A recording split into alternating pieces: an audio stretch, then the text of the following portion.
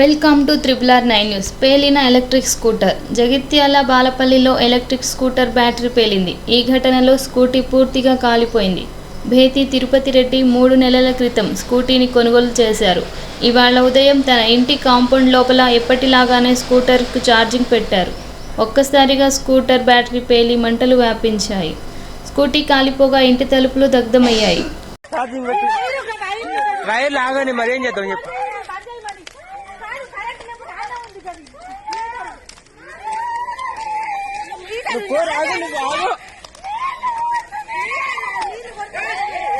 ఏం చేయరావు మీడయ్యరా ఛార్జింగ్ బంద్ కానీ అవ్వ నీళ్ళు కొట్టరా అత్తున్నావు.